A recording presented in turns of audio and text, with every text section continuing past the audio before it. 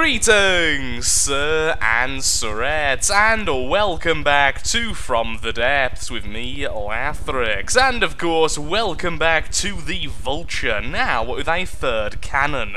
Now, the third cannon is a exact duplicate of the other two cannons. It's simply been copy and pasted after I did a little bit of internal work off camera, but I have also removed both of the missile systems, thus giving us a rather spacious room to mess around with. I'm not quite certain what's going to go in here. Could it just be more RTGs and more batteries, thus giving us far more power and the ability to move far quicker? Or is it going to be yet another cannon? Could it be a flak weapon? Could it be a laser system? There's a lot of stuff we can probably fit in here, but nothing too extravagant. Now, before we do continue, and in a second I will simply go off back towards the west until we find a portal, as I'm still in the easier zone, I would just like to talk about something. There is a really weird bug currently going on in From the Depths. At the moment, a couple of models have been broken. So right now, the 1 meter corners can sometimes look like 2 meter corners. Now, this is only an appearance. There's absolutely no stat difference. As you can see, I can even build in the space you would think it would be, but it does kind of look like Sonic the Hedgehog is now identifying as an attack helicopter. So let's ignore that. Let's pretend that all these weird points aren't simply there, and let's go to our next zone and hopefully consider what we're going to do with this space.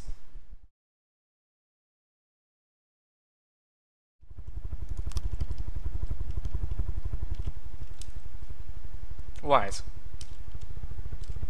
Okay, I have just broke the game. We are currently in the harder difficulty mode, and by the looks of things, yeah, I am definitely in the regular third-person mode.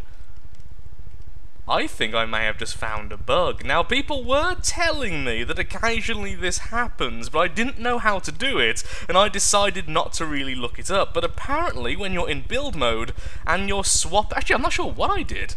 I was going to say, I did swap my build controls from keyboard to mouse for a brief amount of time, because I was having trouble on the inside of that wing. But I don't think that was that, because I went back to the normal mode afterwards. Okay, back to build mode, then out. Then back it. Okay, so apparently we are permanently in the third-person mode now. Can I actually get back to regular mode, please? Okay, yes I can. And now we are back to the usual. I need to figure out how to do this, because people were asking if it's possible. Mouse controls.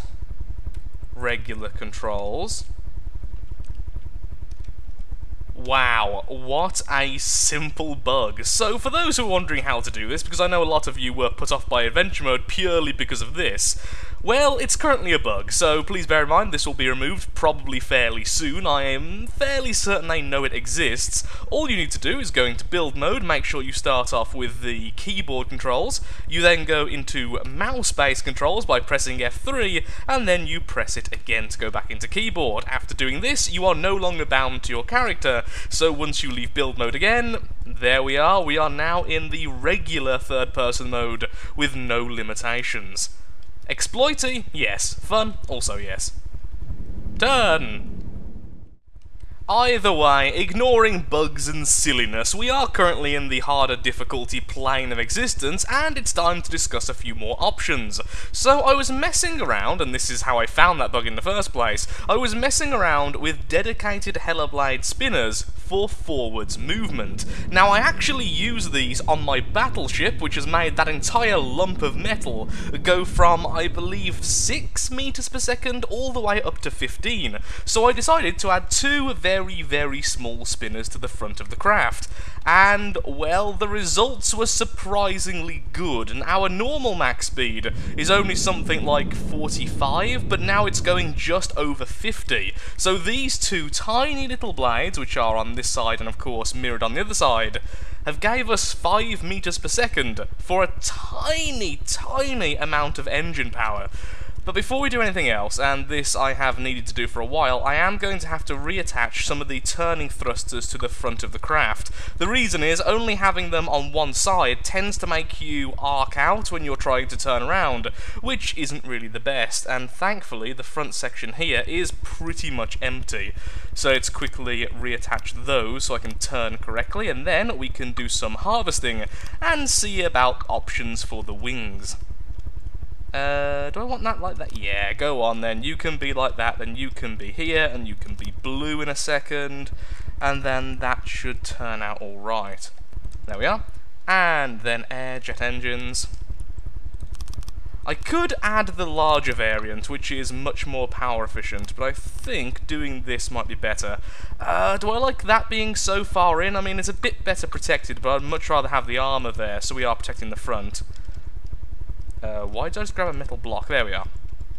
You go there, even with the correct paint scheme now. Let's make sure the paint is correct on the inside. What are we, savages? There we are. Our stripes are all in the right place. So you should be left, you should be left, and all the others should be left, and then the opposite side should be right. Either I'm going crazy, or dedicated Hellerblade spinners are remarkably more efficient than thrusters, even more so than I originally thought. If we stop and use absolutely nothing, we are currently sitting at 3,700 engine power left.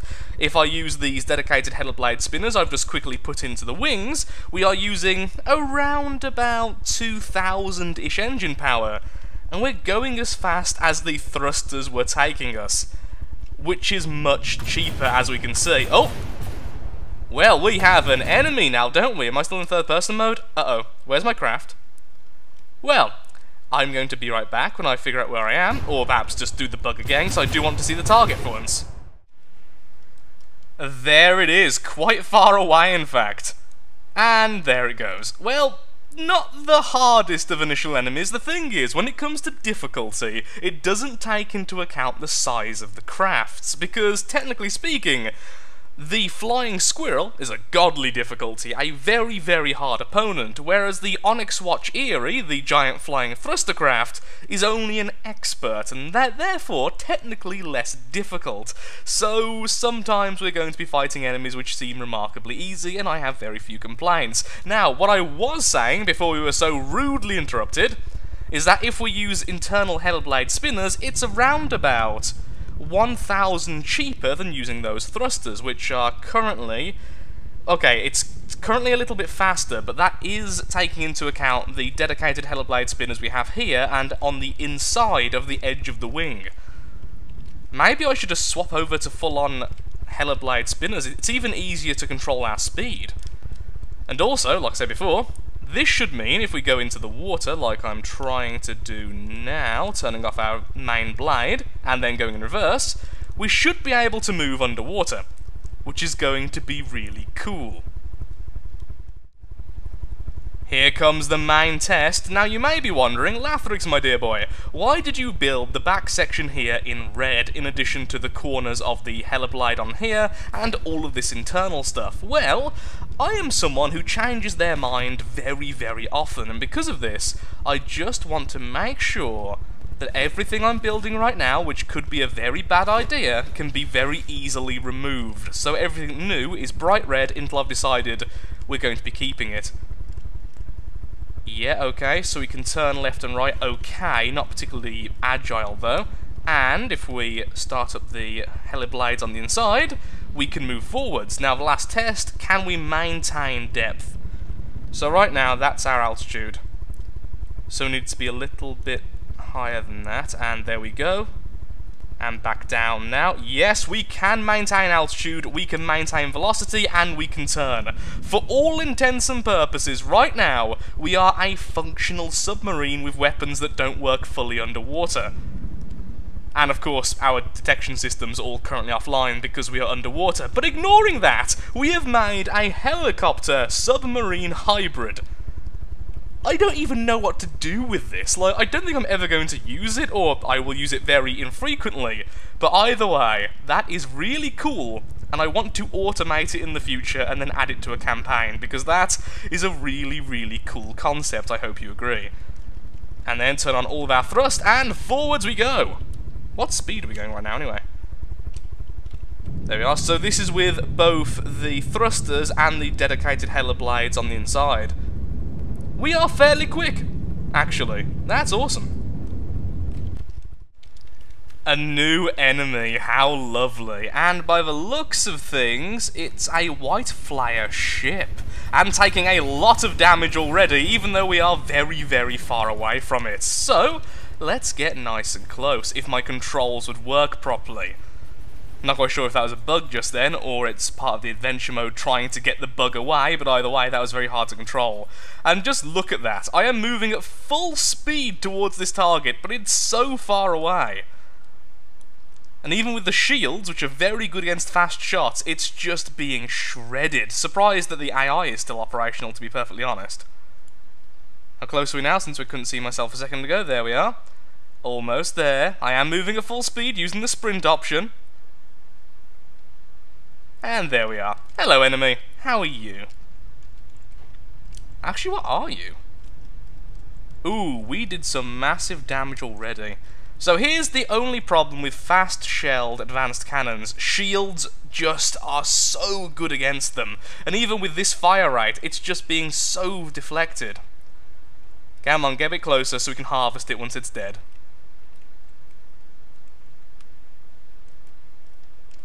And a second explosion. Hopefully by a third. I really think as well, advanced cannons, particularly ones with kinetic and AP rounds at a very long range, are the ultimate weapon in this mode. Other than maybe very long range particle cannons, basically, anything which is long range and cheap and easy to repair is going to be really good here. And down it goes. Excellent! 2 enemies in the harder mode now destroyed, and that should give us a nice amount of resource once the resource actually gets to us, which should be fairly soon. I must say, it is weird going into third-person mode and still having to control the craft. Much more used to the automatic systems. Get the resources in a second, and there we are. So what do we need to do next? Well, we still have all of this space on top in the wing and underneath these blades. Yes, they don't actually have blades, they're just the regular spinner, but even so. And we could use that for a number of things. So we need to figure that out. We can go and get some more resource, and we can perhaps start arming ourselves for underwater combat, which wouldn't be too difficult. All we would need to do, go into the AI detection equipment, we need a sonar, we need some of the other stuff, just basically stuff from here which works underwater, and then perhaps torpedoes. I'm not a massive fan of them, but it would serve us very well and be very cheap. We also have enough space in the back of the wings here to make a decent torpedo system.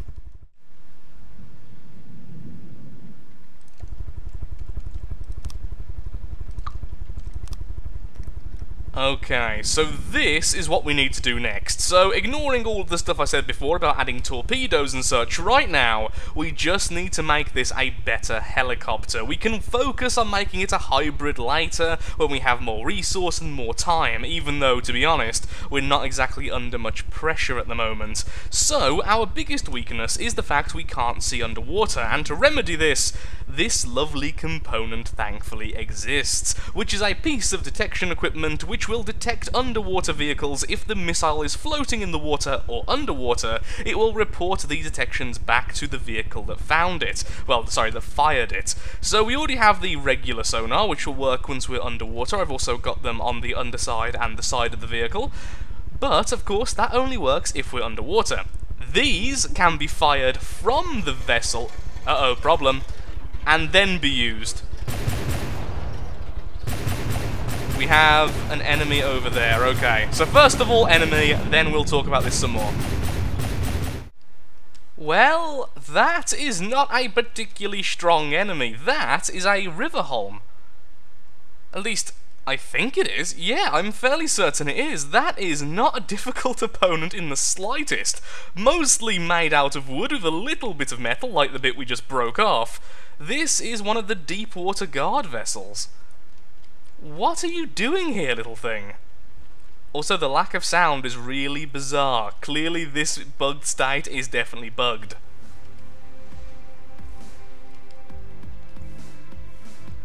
well, goodbye. Thank you for the resource.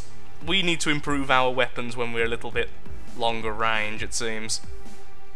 2 damaged and defeated. Come on, I really do want to see a larger opponent. I want to see something that can kill us. I know it sounds weird, but come on, I am tempted to go through another red portal. We are already on harder, but this doesn't really feel too much harder yet. But saying that, perhaps we're just getting incredibly lucky. So yeah, back to this. It's a pretty simple concept. We attach these to missiles. We drop the missiles using control blocks when we detect an enemy which is a certain depth under the water. They hit the water and then report back where the enemy is. At least that's the basic idea. So we should be okay with that. And it's a fairly simple concept. In fact, I would argue it's simpler than the flare system we've got, which also needs to be repaired still. Ugh, there's so much stuff we need to do. And thankfully, actually, I was just complaining about how hard the enemies are, but thankfully they are being nice right now, considering we are still building up a lot of stuff. Look, I've even added dedicated Hellerblade spinners in here to increase our speed whilst underwater. Yay! After messing around with controls for a while, I've decided our new torpedoes with their sonars and ballast tanks are going to be manually controlled. Originally, I was planning to have it all automated as soon as there's an enemy below X altitude, fire the sonars, but I feel like being able to throw them out whenever I feel is necessary might be a little bit easier. Also, the fact is, the sonars can work with boats. Sometimes I'll want to use it against boats if we're damaged, sometimes I won't, and I feel like just manual control makes it a lot simpler for me. So for that, oh, that's it. Just simple, nice, and O. So now if I press O, we drop our little sonars into the water, which will give us all the information we need about any submarines within, I believe it's a massive range, at least I certainly hope it is. The last thing I would like to do, though, is add a staggered fire, because I feel like that would just look better, and then, more importantly, I would like some ejectors. This way, we can at least throw them down fairly quickly. And you can only connect it to the side, can't you? Well, that's a little bit annoying because that looks really busy now. So try 2, and there they go. That's exactly what I wanted to see. So those quickly go into the water, or at least fairly quickly go into the water, and now I can detect things around me because the sonars are attached to my mainframe. Everything is good in the world. Also, I have removed the flare system because we're going to be adding those to the outside in just a second. Upgrades take time. The flare system is almost online, but we are currently under attack as the mist very annoyingly starts to roll in yet again. So what is this? It looks fairly big, not huge. I'm assuming it's one of the Onyx Watch ships. In fact, I'm fairly certain it is now we're close to it. I mean, just look at this. It's definitely one of their ancient, historic broadsiding ships, which is being absolutely torn apart by armor-piercing rounds because it's mostly made out of wood. So the shots are going through like 3 or 4 layers per hit. Well, the enemies have been pretty boring so far, I'm not going to lie. For the sake of entertainment, the enemies have been very boring. Please start sending things harder against me. I think if the next enemy is this level again, I'm going to go through another warp gate because it's getting so dull not being able to take damage from anything. There we are. That looks really weird.